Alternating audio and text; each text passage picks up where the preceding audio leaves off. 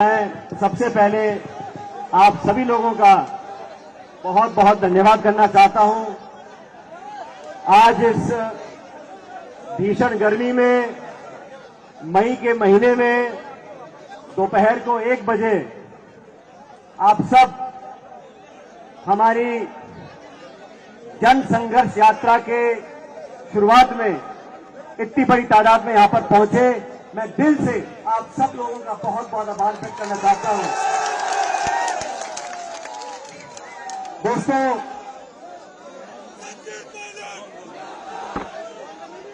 मेरे आदरणीय बुजुर्गों, माताओं, बहनों, नौजवान साथियों, आप सब जानते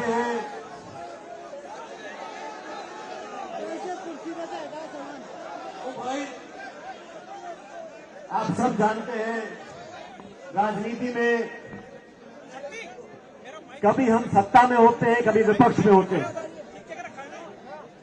और आप सबने ये भी देखा 2013 में जब चुनाव हुए, हम लोग, हमारी पार्टी, हम सब लोग बुरी तरह हारे। और 2013 से लेकर 2018 तक जो समय था, वो समय हम सबके विपक्ष में रहने का था। हमने विपक्ष में रहकर जो उस समय की मुख्यमंत्री थी वसुंधरा राजे जी, उनके पास इतना बहुमत था जो आजादी से लेकर अब तक इतना बहुमत किसी के पास नहीं रहा। 200 में से 163 विधायक बीजेपी के हुआ करते थे। उन 5 सालों में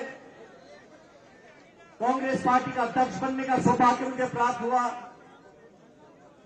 लगातार 5 सालों तक आप सबके सहयोग के साथ हमने सड़कों पर संघर्ष किया, उस शासन का विरोध किया।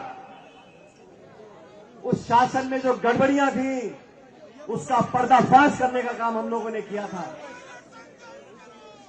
आप सब जानते हो, ये देश, ये प्रदेश इस बात का गवाह है। वसुंधरा जी के कार्यकाल में लगातार भ्रष्टाचार हुआ, खुलेआम हुआ। और वसुंधरा जी को ललकारा हम लोगों ने। हमने चैलेंज दिया, आपके पास बहुमत हो सकता है, आपके पास सत्ता हो सकती है, आपके पास शासन हो सकता है, लेकिन जनता को लूटने का लाइसेंस आपके पास नहीं है। जो आरोप उस समय लगे थे, मैंने आरोप लगाए थे अध्यक्ष होते हुए, हमारी पार्टी के तमाम नेताओं ने आरोप लगाए थे, सम्मानीय अशोक गहलोत साहब ने आरोप लगाए थे। बजरी माफिया, शराब माफिया, जमीन माफिया, लोगों के बीच में लगातार जो लूट हुई, उसका आरोप हमने लगाया उस समय की मुख्यमंत्री के ऊपर। इतना बड़ा खान घोटाला हुआ, 40,000 करोड़ रुपए का घोटाला हुआ। जब घोटाला हम लोगों ने पकड़ा तो सारी लीज कैंसिल कर दी। लेकिन लीज कैंसिल करने से अपराध कैंसिल नहीं होता। हमने सीबीआई की जांच की मांग करी, सीवीसी की मांग करी, सीएजी की मांग करी। हम लोग दिल्ली गए और हमने मांग रखी थी कि इतना बड़ा खान घोटाला हुआ, इसकी जांच, उच्च स्तरीय जांच होनी चाहिए। आप सब लोगों ने हमारी बात पर विश्वास किया।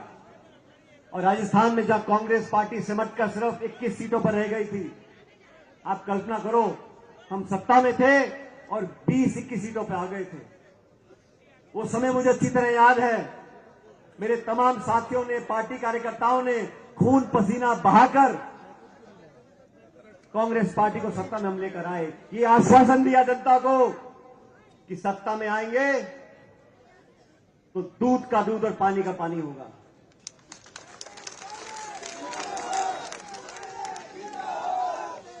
अभी 2 दिन पहले कर्नाटक में चुनाव पूरे हुए। वहां की भाजपा सरकार को हम सब ने कहा और सही कहा कि ये 40% की सरकार है, ये कमीशन खोर सरकार है। और उसी का कारण है जब कर्नाटक में मतदान हुआ, आज हमारी पार्टी को बहुमत मिल रहा है वहां पर, तो इसलिए मिल रहा है, हम भाजपा को इसलिए हरा पा रहे हैं क्योंकि हमारे जो भ्रष्टाचार के आरोप थे उसको जनता ने स्वीकार किया। कर्नाटक में भाजपा सरकार ने भ्रष्टाचार किया, कांग्रेस हम सब लोग जनता के बीच गए, अपनी बात को रखा और जनता ने आज मन बनाया कि भाजपा सरकार की विदाई तय करी कर्नाटक के अंदर। मैंने 3-3.5 साल तक इंतजार करने के बाद हमारी सरकार को, सम्माननीय मुख्यमंत्री जी को मैंने चिट्ठी लिखी, मैंने आवेदन किया उनको। मैंने कहा आपने और हमने मिलकर जो तमाम आरोप लगाए थे, अब लगभग 3.5 साल हो गए, इन आरोपों की जांच होनी चाहिए। मैं आपसे पूछना चाहता हूं, उन आरोपों की जांच होनी चाहिए कि नहीं होनी चाहिए? मैं 1.5 साल तक चिट्ठी लिखता रहा, मैंने कभी सार्वजनिक रूप से इस बात को नहीं कहा। चिट्ठी लिखी, दोबारा लिखी, याद दिलाया, आग्रह किया, आवेदन किया, लेकिन ना तो जवाब आया ना कार्रवाई हुई। अब चुनाव में बच गए 7 महीने। मैंने जयपुर के अंदर मौन व्रत रखा और 1 दिन का अनशन किया। ये कहा कि वसुंधरा जी के कार्यकाल में जो तमाम आरोप लगे थे, हमने लगाए थे, भ्रष्टाचार हुआ था, उसकी जांच करें। आज से ठीक 1 महीने पहले 11 अप्रैल की बात है, उसके बाद भी कोई कार्रवाई नहीं हुई, कोई जांच गठित नहीं हुई। साथियों, राजनीति में जबान की कीमत होती है और आप लोग अच्छी तरह जानते हो, मुझे भी राजनीति में 20-23 साल हो गए। मैं सांसद रहा, केंद्र का मंत्री रहा, इस प्रदेश सरकार में उप मुख्यमंत्री रहा, स्वर्गीय पायलट साहब कई बार मंत्री रहे, मेरी मां सांसद विधायक रही। पिछले 45 सालों से हम राजनीति में जनता की सेवा कर रहे हैं और आप सब जानते हो, हमारे कार्यकाल में हमारी निष्ठा पर, हमारी ईमानदारी पर हमारे विरोधी भी उंगली नहीं उठा सकते। और आप लोग तो अजमेर के नागरिक हो। मैं आपसे पूछना चाहता हूं, इतना लंबा समय राजनीति हम लोगों को हो गया, बड़े बड़े पदों पर रहे, पायलट साहब भी रहे, मैं भी रहा। एक फूटी कौड़ी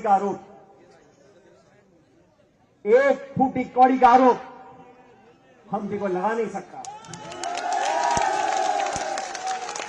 तो इसलिए राजनीति में बहुत दुख होता है जब तरह तरह के आरोप लगाए जाते हैं। और आरोप किन पे लगा रहे हैं? हेमाराम चौधरी जी पे लगा रहे हैं, जो इंदिरा जी के समय जेल गए, जो 6 बार विधायक रहे, मंत्री रहे, उनके जवान बेटे की मौत की याद में उन्हें 100-100 करोड़ की जमीन जनता के नाम दान कर दी। 3 दिन पहले मैं बाड़मेर गया था, उनके पुत्र के नाम पर उन्होंने एक हॉस्टल बनाया। साथियों, 5 मंजिल का हॉस्टल है, 150-200 बच्चे वहां पर रहेंगे। गरीब बच्चों के भविष्य सुधारने के लिए उस हॉस्टल का निर्माण किया है। ऐसे लोग जो 40 साल से राजनीति में हैं, जिनका दामन बिल्कुल पाक साफ है, उन पर जब आरोप लगते हैं, ओला साहब का परिवार सत्ता में चुनाव लड़ रहा है, हम सब लोग राजनीति में हैं और राजनीति में जनता सब जानती है। जनता सब जानती है। कुछ अखबार में छपे ना छपे, असलियत जनता जानती है। इसलिए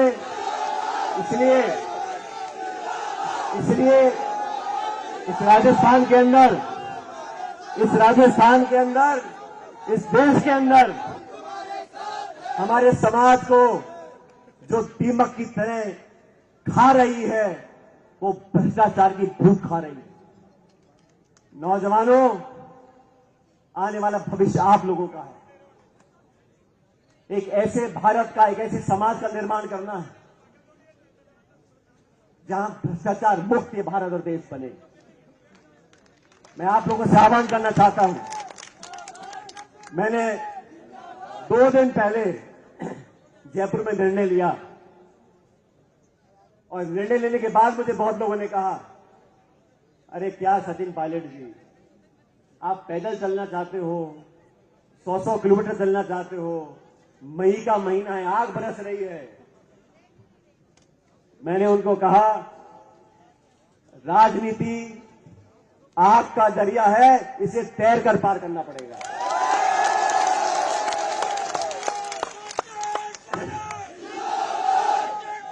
हमारे और इसलिए मैं आप लोगों के बीच में आज यहां पर आया हूं, इस मिट्टी से, यहां के लोगों से, आप सबसे एक ऐसा रिश्ता है जो दुनिया की कोई ताकत चाहे उस रिश्ते को कमजोर नहीं कर सकती। एक समर्पण का भाव, एक त्याग का भाव और आपसी जो मोहब्बत है, वो आप लोगों के असीम आशीर्वाद की वजह से आज कायम है। मैं तो आप लोगों से आवेदन करना चाहता हूं, इस देश में, इस प्रदेश में अगर सबसे ज्यादा कोई मौजूद है आज, तो हमारे नौजवान हैं। इन नौजवानों के भविष्य को बेहतर बनाने के लिए हमें नौजवानों का विश्वास कायम करना पड़ेगा। आज यहां में जो आरपीसी का ठिकाना है, पिछले कुछ समय में लगातार पेपर लीक हुए, लाखों बच्चों का भविष्य अंधकार की तरफ जा रहा है। बात सत्ता विपक्ष पार्टी दल विचारधारा की नहीं है, बात नौजवानों के भविष्य की है।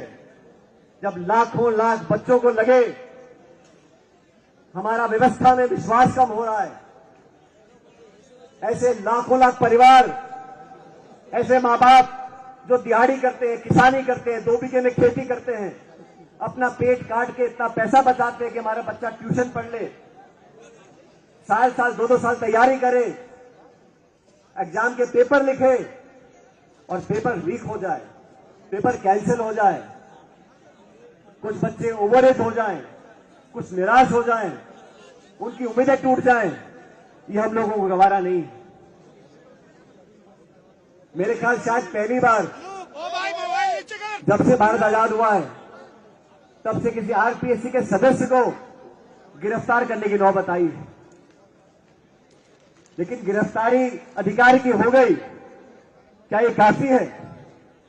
कौन कौन लोग इसके पीछे हैं? मैंने राजस्थान भर में जाके आवाज उठाई थी और मुझे कहा गया कि पेपर लीक में ना तो कोई अधिकारी इन्वॉल्व है, ना कोई नेता इन्वॉल्व है। अरे जांच पूरी हुई नहीं, जांच पूरी हुई नहीं, कोई कैसे कह सकता है कि कोई अधिकारी नेता इन्वॉल्व नहीं है? आज एक अधिकारी पकड़ा गया जेल में, किसी दलाल के जयपुर के किराए के मकान पे बुलडोजर चल सकता है? तो ये कटारा जो पकड़े गए हैं, इस पर बुलडोजर क्यों नहीं चला?